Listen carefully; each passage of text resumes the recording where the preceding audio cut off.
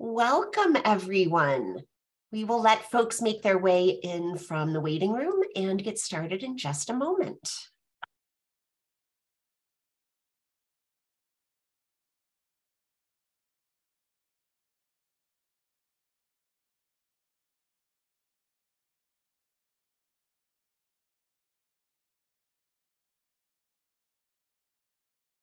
Welcome, welcome. Thank you to everyone joining us live for today's Lunch and Learn, Maine Climate Corps, Strengthening Maine's Communities. And thank you to everyone who is watching this recording on YouTube. If you are watching on YouTube, please go ahead and hit that thumbs up button to like this video and help us keep offering programs like the one you are enjoying today. Maine Won't Wait, the state's 4-year plan for climate action, called for the creation of a climate corps to enlist people across the state in climate mitigation and adaptation projects to support the resilience of Maine communities and to provide much needed workforce development in the environmental and clean energy sectors. With the leadership of Representative Morgan Rielly, who is joining us live from the House floor today, the legislature tasked Volunteer Maine, which is the state's service commission, with piloting the Corps. And this year, Representative Rielly has introduced follow-up legislation to build out the program with leadership positions and up to 50 participants. We are delighted to welcome Representative Rielly today, along with Kirsten Brewer, who is the Maine Climate Corps coordinator. They'll share about the opportunities provided by the Climate Corps pilot project this year and how we can all benefit from the triple bottom line of service: addressing the climate crisis, providing training and experience to those who serve, and increasing community resilience through volunteerism. My name is Kathleen Neal. I'm the Senior Director of Policy and Partnerships here at Maine Conservation Voters and Maine Conservation Alliance. Our organizations represent more than 13,000 members and supporters dedicated to protecting Maine's environment and our democracy. MCA does that through education, collaboration, and advocacy, and MCV by influencing public policy, holding politicians accountable, and winning elections. Since 2020, this weekly online Lunch and Learn series has helped us advance all of those goals, creating a shared space to explore Maine's environmental and social history, our policy priorities, climate action movement, and more. Thank you so much for being a part of this program. A few logistical notes before we begin. We will hear from both of our speakers first and then tackle your questions in the Q&A session at the end. You don't have to wait, though. You can send questions to me through the chat whenever they occur to you, and I'll keep track of them, synthesize those with similar themes, and ask as many of them as we possibly can at the end of the program. We ask that you not message our speakers directly, as we want them to be able to focus on the presentation, not the chat box. If you have any technical difficulties today, you can message Will Sedlak and he will help you out. This event is being recorded and the video will be posted on our website later this afternoon. You can also find recordings of all of our previous programs on YouTube, and there are a number of playlists that can help you focus in on specific topics. Thank you again for joining us, and Representative Rielly, I will turn things over to you. Thank you so much, Kathleen, for the introduction. Hi, I'm Representative Morgan Rielly. I represent House District 127, which is part of my hometown of Westbrook, Maine. I'm in my second term now in the legislature. I served last session on the Veterans and Legal Affairs Committee, and I'm back on that committee again for this session.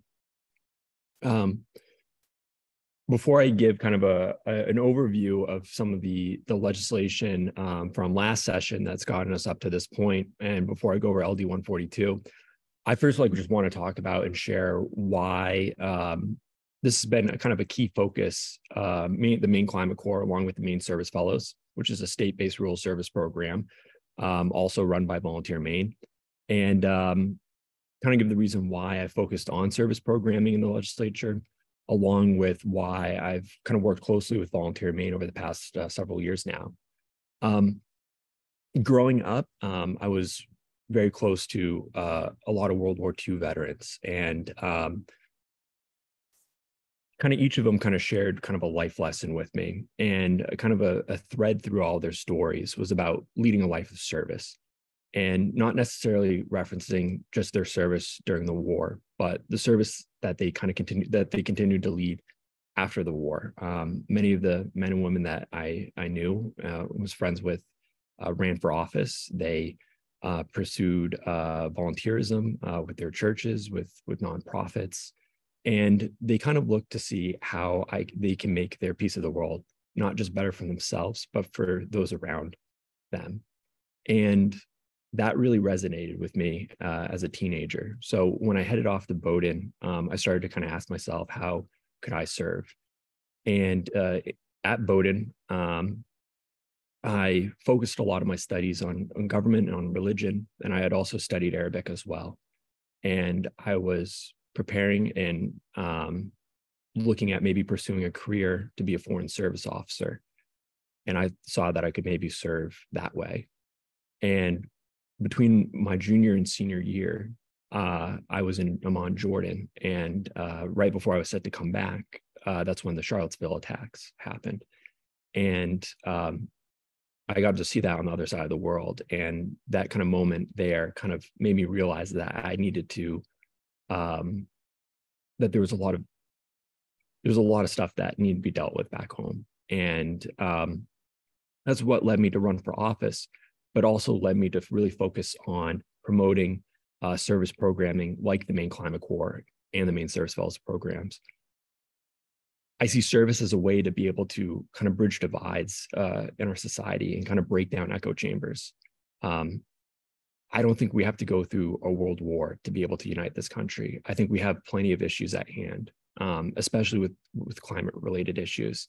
And I think the Maine Climate Corps is one of these tools that can be able to not just unite us, but also be able to address the climate crisis in a systemic way. So that's why I've really focused most of my work on making sure that first, during last session, that this program got into state statute, but now this session, making sure that we fully fund it. So Christian, if you could hit it up to the next slide, I'm just going to give a brief kind of background to some of the different bills from last session that have gotten us to this point. So the first bill that I introduced was LD 722. And I introduced that during the first session of the 130th legislature. So that would have been back in 2021, in early 2021. And this was a study directing Volunteer Maine to look at establishing the Maine Climate Corps. And within that study, there was also the ability for the Environmental and Natural Resource Committee to be able to report out legislation, putting it to statute, the Maine Climate Corps action plan. So that bill, we built a broad coalition, including Maine conservation voters, in pushing for it in committee. And we were really fortunate to be able to get a unanimous bipartisan vote out of the Environmental and Natural Resources Committee. And that went under the gavel in the House and in the Senate, and was signed into law by the governor. And during, I believe, like the late summer, but definitely through this is through September through January, Volunteer Maine established the Maine Climate Corps Research and Evaluation Task Force. And I was a member of that task force. And we looked at what this Corps will be focusing on. We identified, and I have it right here, we identified 8 climate-related areas to give the greatest latitude and breadth and be able to tackling climate impacts. And so we focused on 8 areas. 1, the coastal zone, transportation, energy, housing, land and freshwater preservation, community resilience, education, and public health.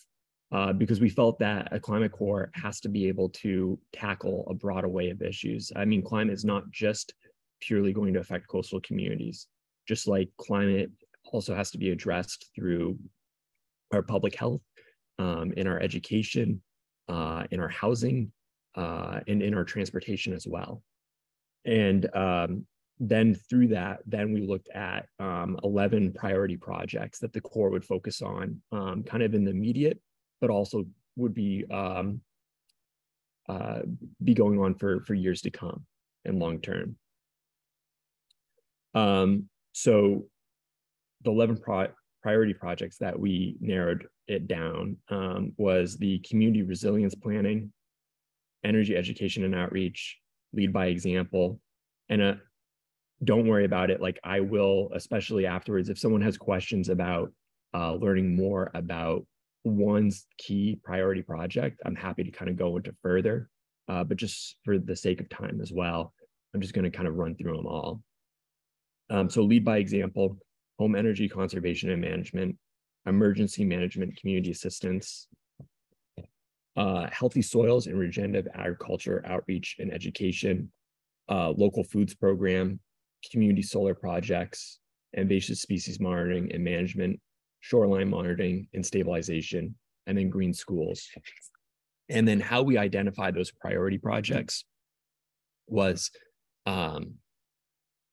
the task force spoke with communities and organizations across the state, and Volunteer Maine kind of through data analysis kind of like mapped out which of these projects were like the most key, what our communities wanted the most. So then, Christian, if you go to the next slide. So in February of 2022, Volunteer Maine presented the Maine Climate Corps report, which you can find online, and happy to share. We can share at the end of it as well for people to look through, to ENR. And then out of that report, myself and Volunteer Maine drafted legislation that would put that core, as discussed in the report, into statute, along with providing some initial funding for the Corps as well. So that was in LD 1974. This bill was presented to the Environmental and Natural Resource Committee. And again, through building a broad coalition of supporters from across the state, we were able to get another unanimous bipartisan vote out of the ENR committee. But sadly, on the appropriations table, we were only able to secure funding for only 4 Corps members. And then also we're able to include within that bill funding for 1 service fellow as well. And then these 4 Corps members are going to be beginning service this spring with the Down East community partners working on home energy efficiency projects.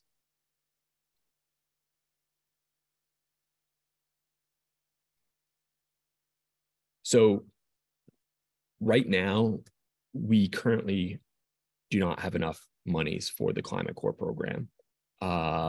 It's set to run out in 7 months. We were initially hoping back in 2021, when Build Back Better was in Congress, that there was parts of that legislation that included about, I believe, like 10 years of funding for the Civilian Climate Corps. And then because Maine's Climate Corps falls under that, we were pretty excited that would fully fund the Corps for the rest of this decade. That sadly did not happen. And there currently really isn't any feasible federal legislation right now that will be able to fund the Corps in the immediate future. That's something that's going to be, we'll need to just continue to put pressure on our own congressional delegation and to all members of Congress to be able to support these state Climate Corps programs. So we can't wait. We have to act. There's a lot of pressing needs that need to be met. And that's why I put forward LD 142. And this would fully fund the Maine Climate Corps it would expand the Corps from 4 members to 50 members, and would also include 4 leadership positions. sadly, this got a divided report in the education committee a couple months ago on party lines, despite the bill being having bipartisan co-sponsors on it. And then it was actually roll called earlier this week in the House and the Senate, but luckily was able to pass and even picked up some bipartisan votes as well in both chambers. So right now it's headed to the appropriations table. And we're kind of focusing on trying to get as much of that funding as possible. It comes out to about 1.8 million a year. But it's absolutely necessary and it's absolutely crucial. Service programming is one of the most effective ways to be able to meet very crucial, especially our climate-related needs in the communities that need it the most. And it also gives Mainers the opportunity to be able to serve their communities in ways that they may not be able to do so. So if you can go to the next one, Christian. Oh, I guess I was jumping way too ahead. You could go back 1 second. I'm going to be making a pitch for a call to action later. But that's something that I'm going to be asking all of you. We need to let members of appropriations know that this is a priority, not just among my colleagues in the legislature, but across the state in all of our communities, that this is something that we need.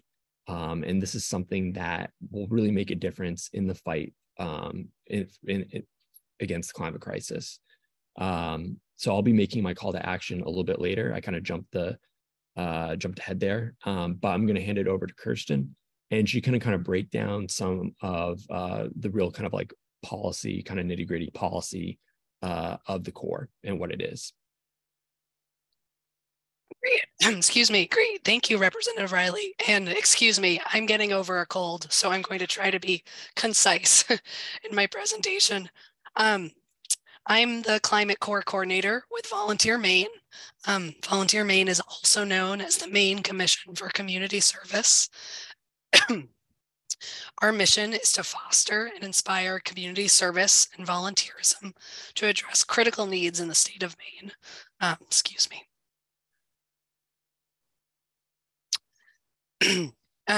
If you're not familiar with us, I do recommend checking out volunteermaine.gov to learn more about the programs that we fund and support in the state. I started about a year ago in May 2022, and my role is to help implement the policies that have been created by the legislature. And so this is really a great civics lesson in how a law becomes policy and how a bill becomes a law, I guess. The work has not ended as we implement and grow this vision of Climate Corps in the state. Here again is a visual of the 8 focus areas that Representative Rielly referenced that was authorized in the legislation.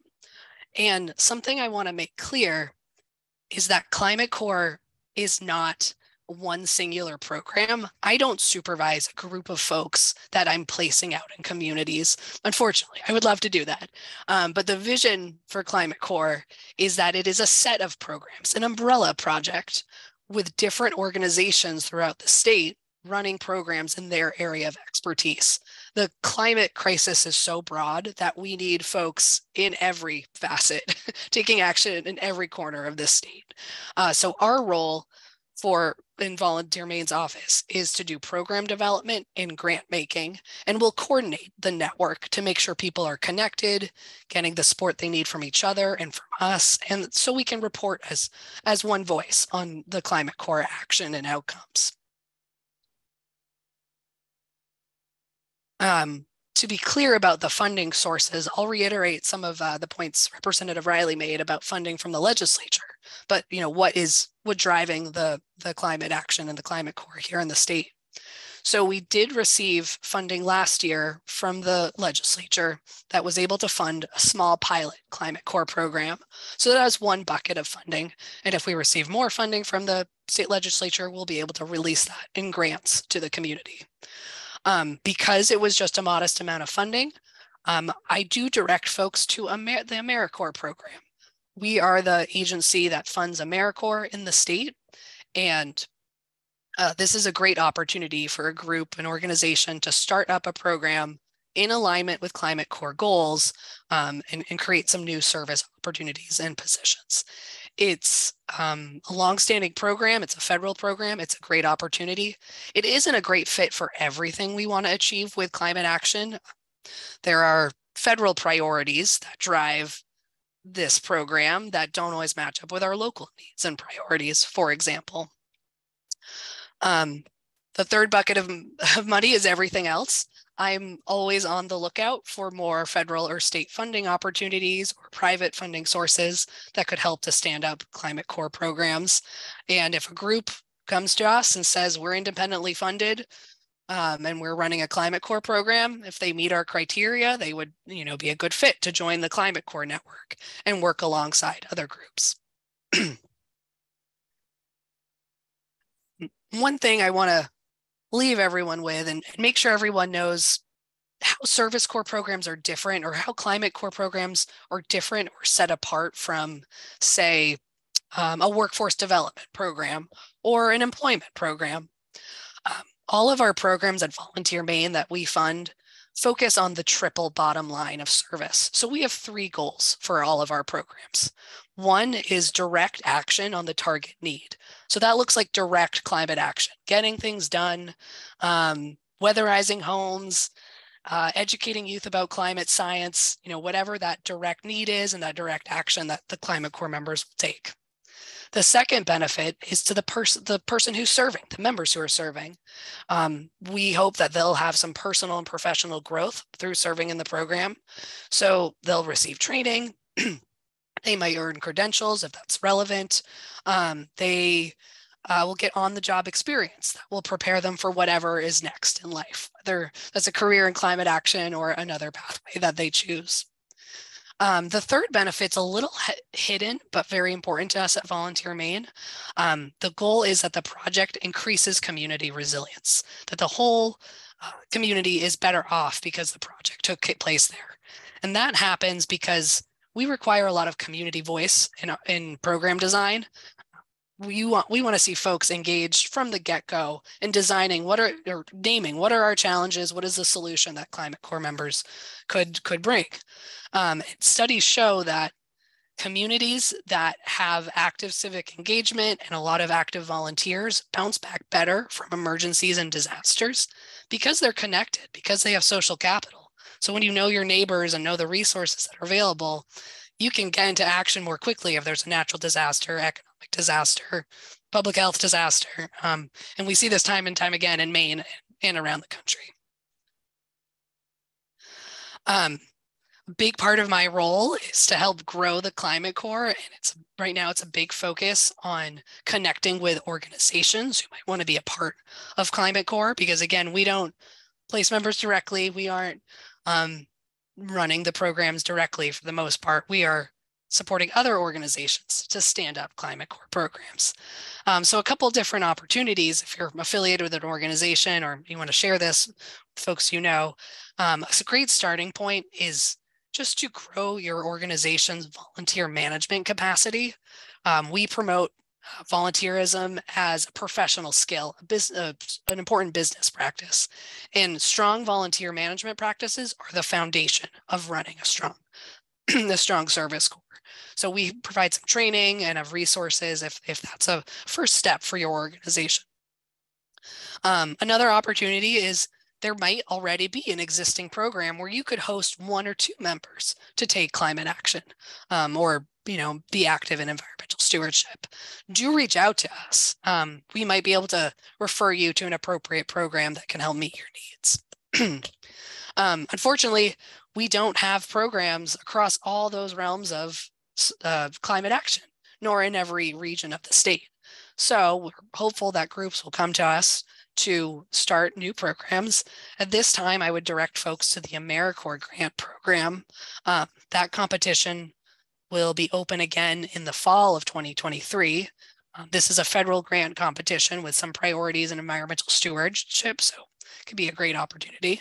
Now is not too early to reach out to our office to talk about your ideas and see if it's a good fit for AmeriCorps. It's a federal grant process, so it can be a big lift. And now is a good time to work with our program development officer and get some technical assistance to envision how this could help out in your community. I've talked a lot about opportunities for organizations creating more core programs, but I would be remiss to not mention that there are existing programs in the state that are actively recruiting. So if you're interested in serving or you know someone else who would like to get involved, definitely send them our way. One program that's actively recruiting right now is the Maine Service Fellows that Representative Rielly mentioned. This is a state and privately funded program for recent graduates of college. We define that as within 5 years of a degree, whether that's an associate's degree through a doctorate. And these members are placed in rural communities to help them build capacity and tackle an issue that the community has identified as a big challenge that they need some support with. Another program that we fund is an AmeriCorps program sponsored by the Greater Portland Council of Governments. So down in the Portland area, Resilience Corps Fellows are placed in municipalities to help them with climate action committees, climate planning, outreach and engagement, and a wide range of activities to increase that community's resilience.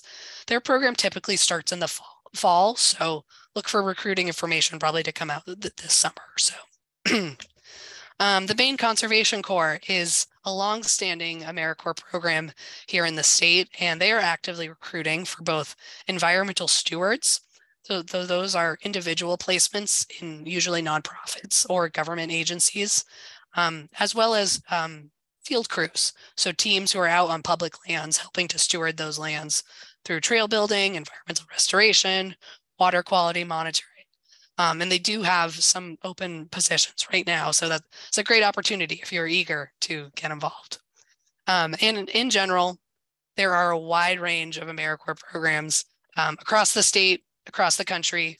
Serviceyear.org is a good place to start to find a central clearinghouse for positions. But I also welcome people to reach out and I can connect you with different opportunities and see what might be a good fit for you. All right, that is all the prepared marks I have, but I hope we have some questions. I stop sharing as well. Boy, do we. You have given us a lot to think about. Thank you so much, Kirsten, and thank you, Representative Rielly, both for your comments today and the work that you are both doing. We are so grateful, and we've got a ton of questions, but first I want to let everybody know that later this afternoon, you will receive a follow-up email with a link to this recording and a couple of ways that you can take action and continue learning and working on the Maine Climate Corps. Representative Rielly had a terrific service op-ed in the paper the other day. We'll include a link to that about how service programs are an investment in our future. We will include Kirsten's contact info. So if you have one of those ideas about a Climate Corps program you'd like to stand up, it'll be easy to connect with her. And we will also share a petition to express your commitment and interest in making sure this work is fully funded, as well as a way to reach out to lawmakers on the Appropriations Committee, who will, after all, be making some really important decisions here. Let's get into our questions. Oh, and as always, feel free to forward that follow-up email to anyone and everyone who you think should know about the Climate Corps program. That's anyone and everyone. So let's dive in. I have heard that our AmeriCorps fellows are doing not just phenomenal work, but doing it on a really low stipend. Is that true for Climate Corps programs as well? Great question. It's a really important question. First, I'll address where things are with the AmeriCorps living allowance and stipend. So in Maine, we currently require AmeriCorps programs to pay their full-time members at least minimum wage. This is a change from when I was serving 10, 11 years ago, when it was a sub-minimum wage living allowance. But that is the standard in Maine, and it's the minimum. So the maximum amount that AmeriCorps members can earn is closer to $35,000 annually. That being said, the AmeriCorps grant doesn't cover that full $35,000 for the member. The sponsoring organization would need to raise additional resources to support the member. We also see some programs, when they're able to, offer things like housing, because we know that's a huge barrier to move to Maine and to afford housing right now.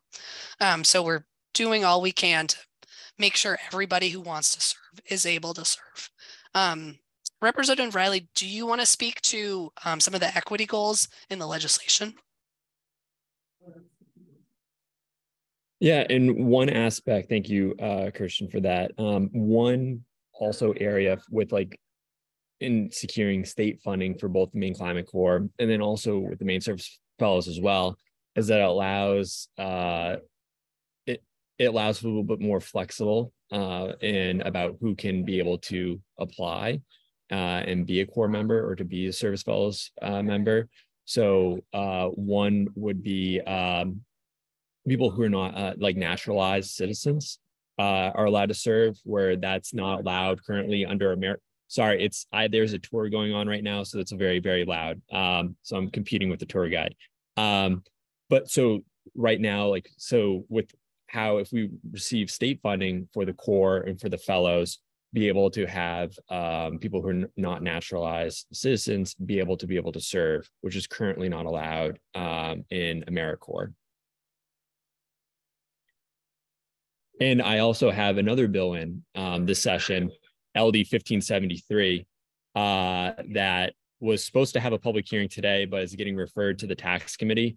That is looking at making the Siegel Award that AmeriCorps members or that Maine Climate Corps, Maine Service Fellows members would qualify for. This is the education award that these service members get after completing their service that can either go to either future studies or to go off to pay off student loans. That would be making it on the state level tax exempt, allowing them to be able to retain more of those monies to be able to put to that and help some of these members out. So if people are interested in submitting testimony on that, I'm happy to pass that along to Kathleen. That public hearing, I'm assuming, will probably get rescheduled for probably next week before taxation. Thank you for your leadership on that. And just so everybody knows, MCV is testifying in support of that bill, and will be happy to share the information so that everybody else can join us. Question about who the Climate Corps is for. Is it just for young people? No, the Corps would be open to all ages. Addressing the climate crisis, it's going to be an intergenerational effort. It's not going to have to come down to the shoulders of one generation. It's going to require Americans of all backgrounds to be able to join in on this, and the Corps provides for that. And having a livable wage and stipend certainly allows that to totally. And that's another benefit of being able to use state monies and being able to do that. That's something that when a little bit ago, Kirsten and I were down in DC, and that's something that we again kind of flagged to AmeriCorps, is about increasing the AmeriCorps living stipend as well, because it's currently so low. We had a meeting with the CEO of AmeriCorps last fall, and there was 2 AmeriCorps members in attendance, and both of them were on food stamps. That shouldn't be the case. Anyone who wants to serve should be able to serve. There should be no financial barriers to service.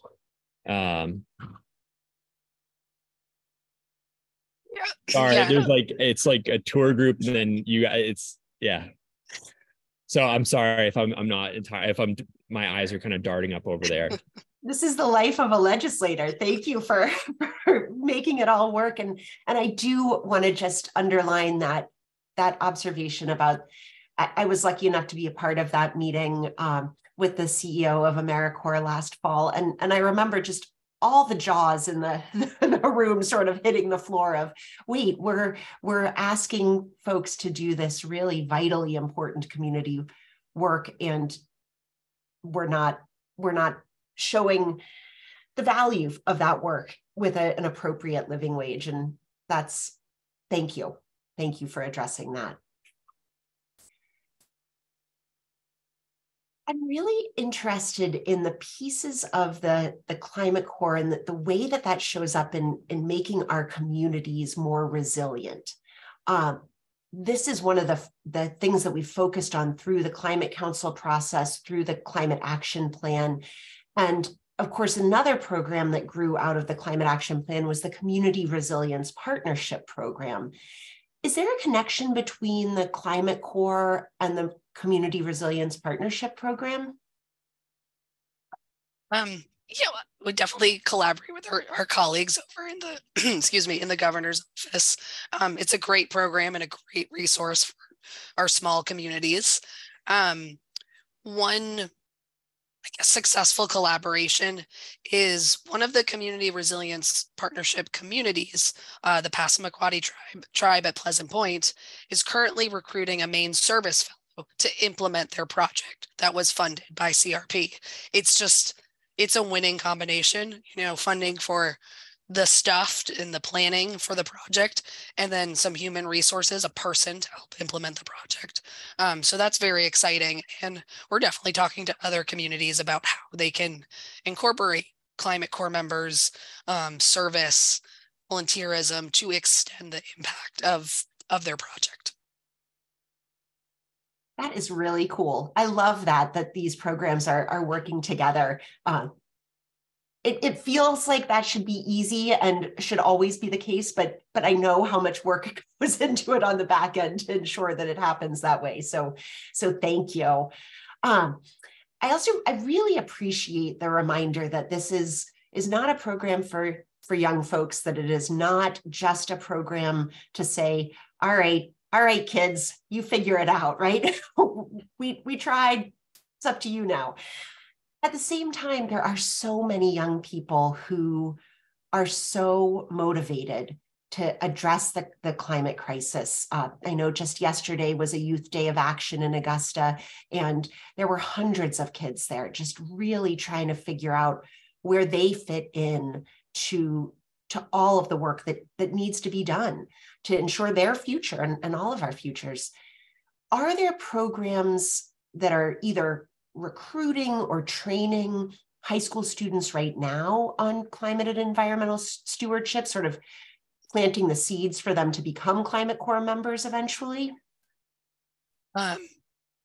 Probably at this point, the most relevant opportunity for high school aged youth are the many youth conservation corps throughout the state. So often they're managed by or run by lake associations or watershed groups. It's not specifically climate action, but we know that erosion and runoff is more severe due to storms. So there's definitely a connection. I know they are actively recruiting for summer positions. So for summer employment positions for high school age youth and college age youth throughout the state. But that's just the type of program we hope to grow. So it might be a summer of service style program, or a service learning opportunity throughout the school year that would set folks on a path to maybe be Climate Core members full-time down the road or pursue a certain degree in school. I love that. Just so many opportunities to build that scaffolding to help kids who let's be honest, right? There's a lot of bad climate news out there, but to say, here are some really productive, constructive things that you can do, and also things you can do that you'll earn a decent living, right? That's the piece that you don't have to commit to a life of poverty to follow your dreams, right? And that you can stay in Maine, or if you want, you can leave Maine and come back. There's a lot of opportunities and choice for people. That's incredible. For folks who already have a particular skill set, and we talk a lot about, people who have construction skills, the sort of that hard concrete work of climate resilience. What about folks who have creative expertise, writers, designers, advertising, marketing? Is there a way that folks with that skill set can get involved in helping climate-focused organizations or work move forward? Yes, I think so. I think many organizations often need help around outreach and communications and marketing, not about telling people how to live their lives or mandating how people behave in the world, but just creating opportunities and creating awareness. Energy education and outreach is one of the top priorities that Representative Rielly mentioned. And so getting the word out, meeting people where they are through all different mediums, and evidence-based, but also creative and place-based opportunities just to connect with people, because it's confusing. If you want to weatherize your home, maybe, or take action, a lot of people don't even know where to start. I just want to take a second to say thank you so much. I feel bad asking you any questions, Kirsten, but you are really being a trooper here. Thank you for responding so thoroughly, even though, I just want to make you a cup of tea. So Representative Rielly, I'm going to throw this one to you. Tell us again about the process that this bill will go through now, and what's the funding for, and where should we engage in terms of making sure that funding, what's the timeline for appropriations? So the funding bill is LD 142. It's this past week, it passed through the House and the Senate, and it will be going to the appropriations table. It will probably be referred to the table next week. And so at this point, before we kind of finalize the budget and end the first session, we're going to be doing a lot of reach out, a lot of talking, and I've already spoken with the chair and with many members of AFA, and there's a lot of support on that. But again, there's so many different priorities, all important, that are also getting looked at as well, and making sure that funding for the Maine Climate Corps is still a top priority as they finalize. So my kind of call to action would be to reach out to your state representative, to state senator, just telling them to urge to support funding for the Maine Climate Corps program, to support LD 142, to reach out to members on AFA, and to also reach out to members on education to set that, because all committees can be able to set priorities, funding priorities. And so towards the end of the session, your committee gets circulated a form, and it lists bills to list as priority, and that goes to AFA, and AFA sees those funding priorities. So asking members on education to also list the Maine Climate Corps as a funding priority, that's just another way just to kind of show to the appropriations table that this is a program that really needs to be funded. And they need to hear from the general public. They hear from me a lot, but they definitely need to hear from all of you to know that this is something that Mainers across the state are asking for. Thank you so much for pulling back the curtain a little bit on how that process happens. And Kathleen, if I could add one thing. So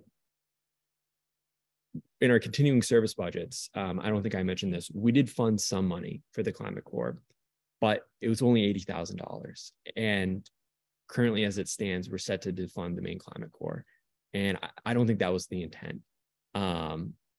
So that's why this bill is so absolutely crucial, because this bill will make sure that that doesn't happen, that in the next 7 months, we can still have the Maine Climate Corps. Thank you. That is a really important point, because the legislature is taking sort of two bites at the budget apple this year, right? There was that continuing services budget that does not have enough funding to continue the Climate Corps. And then there'll be more opportunity later. Yeah.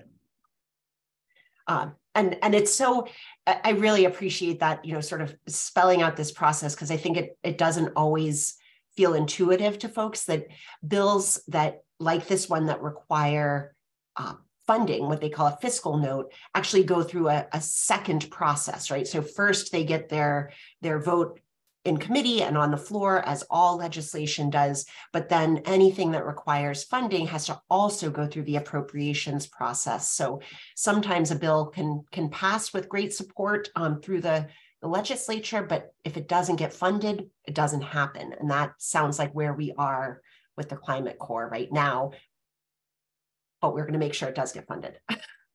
Absolutely. Thank you, Kathleen. Thank you to all who attended today. And again, thank you so much for your support.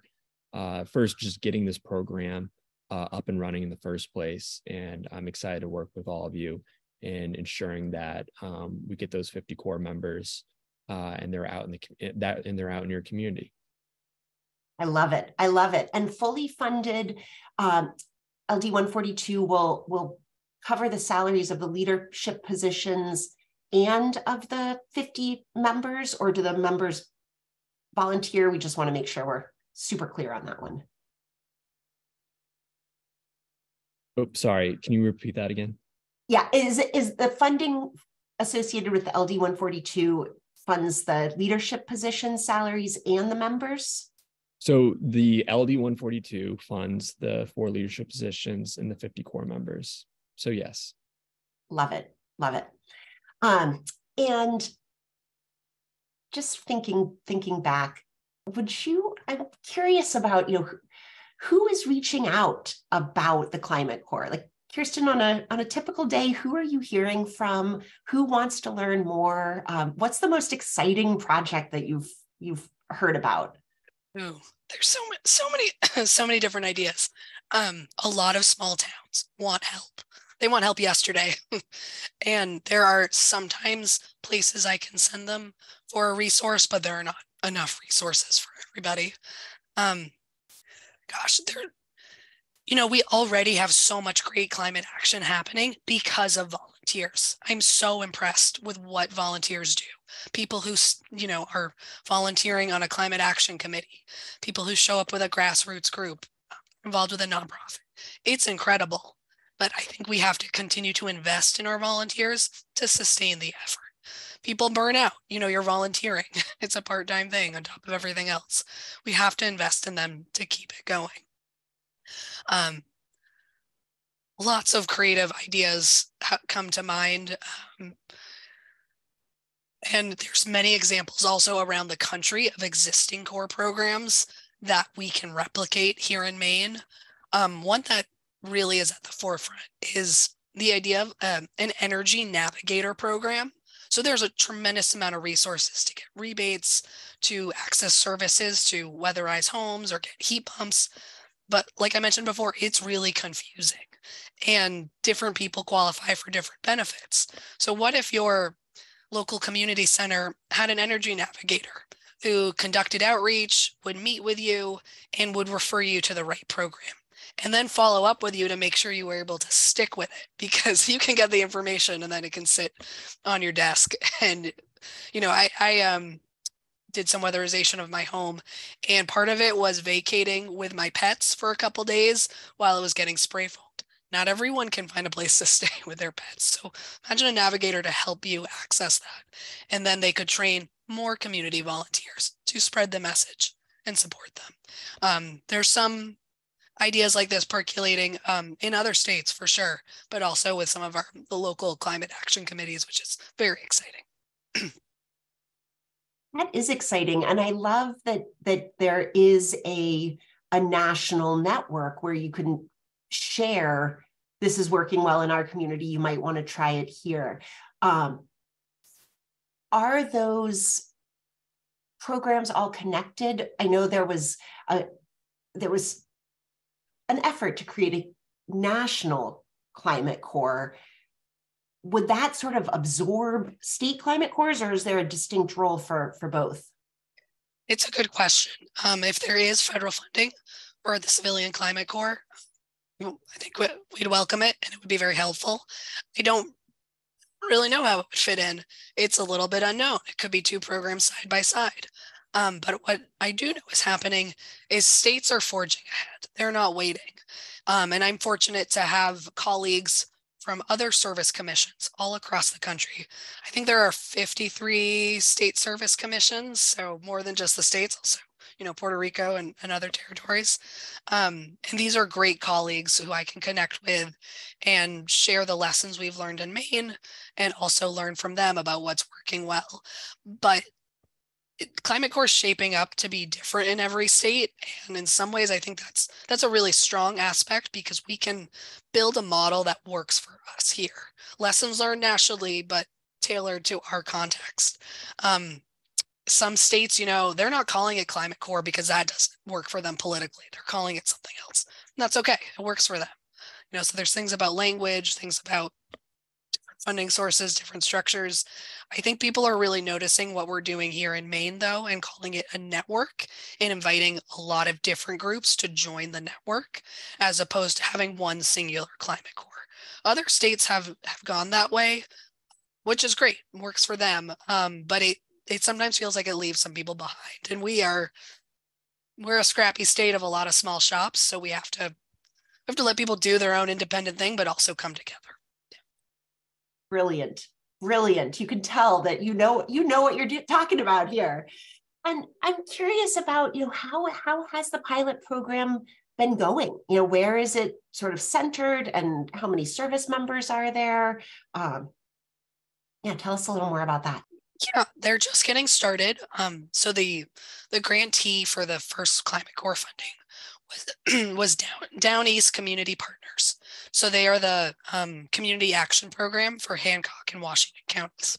If folks aren't aware, our community action programs run the weatherization assistance program for lower income folks who maybe can't afford to even access the Efficiency Maine rebates. They can access the weatherization assistance program. So Down East is they're just ramping up recruitment right now, and they'll be hiring 4 individuals who will serve for 7 months. It's not a big program and it's a short term because they felt they really needed to offer a high stipend, a high living allowance to be able to recruit folks. So they're offering the equivalent of $18 an hour.